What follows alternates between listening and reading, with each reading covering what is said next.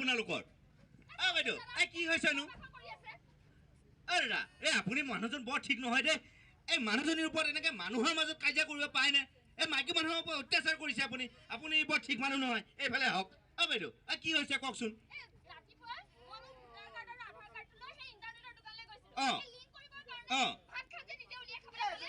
ৰ'বহে ৰ'বহে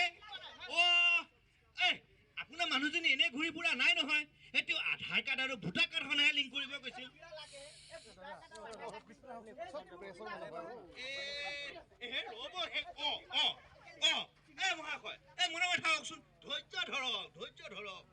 মহাশয় এই আপোনাৰ মানুহজনী এনে ঘূৰি ফুৰা নাই এই নিৰ্বাচন আয়োগে আপোনাৰ মুখখন কম নহয় ৰ'ব মই কথাখিনি শুনক হে প্ৰভু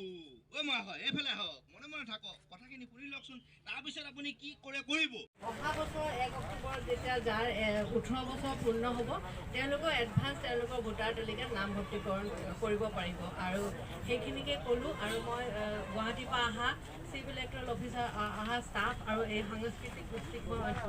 ধন্যবাদ জনাইছোঁ আজি এই ডিষ্ট্ৰিক্টত 6 জেগাত এই বাটৰ নাট প্ৰস্তুত হ'ব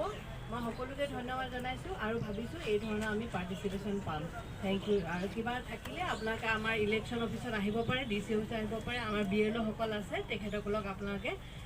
সুধিব পাৰে ধন্যবাদ ইলেকশ্যন কমিশ্যন অফ ইণ্ডিয়াৰ নিৰ্দেশ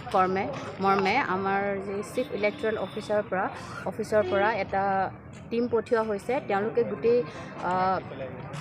ভোটাৰ আৰু আধাৰ লিংকিঙৰ কাৰণে এৱেৰনেছ জেনেৰেট কৰিবৰ কাৰণে গোটেই অসমতে তেওঁলোকে সজাগতা মানে প্ৰগ্ৰেম চলাই গৈছে তাৰে অংশ হিচাপে আজি কাৰ্বি আংলং ডিষ্ট্ৰিক্টত ডিফু ইলেকশ্যন ডিষ্ট্ৰিক্টৰ আণ্ডাৰত যিখিনি এৰিয়া আমাৰ আছে তাতে আমি এৱেৰনেছ কেম্পেইন কৰিম আৰু এই এৱেৰনেছ কেম্পেইন 6টা জেগাত কৰা হ'ব প্ৰথম আমি ডিফুত আৰম্ভ কৰিছোঁ ডিফুৰ পিছত মাঞ্জা বকলীয়া হাওৰাঘাট ডকমকা আৰু পাৰখোৱাত এই এৱেৰনেছ কেম্পেইন কৰা হ'ব আৰু এৱেৰনেছ কেম্পেইনৰ পাৰ্ট হিচাপে এই গোটেই 6টা জেগাতে এটা সাংস্কৃতিক গোষ্ঠী আছে আপোনালোকে যিটো এইমাত্ৰ দেখিলে তেওঁলোকে বাটৰ নাট প্ৰদৰ্শন কৰিব তাৰ লগতে আমাৰ ভোটাৰ ফেচিলিটেশ্যন চেণ্টাৰ থাকিব আৰু তাতে আমাৰ ষ্টাফ থাকিব তেওঁলোকে যিসকলে অন দ্য স্পট ৰেজিষ্ট্ৰেশ্যন কৰিব খোজে নিউ এনৰোলমেণ্ট বা তেওঁলোকে আধাৰ আৰু ভোটাৰ লিংকিং যিসকলে কৰিব খোজে তেওঁলোকক আমি সেইটো তেওঁলোকে অন স্পট ৰেজিষ্ট্ৰেশ্যন কৰিব পাৰিব লগতে আধাৰ আৰু ভোটাৰ লিংকিঙো কৰিব পাৰিব আৰু সেই গোটেইখিনি সজাগতা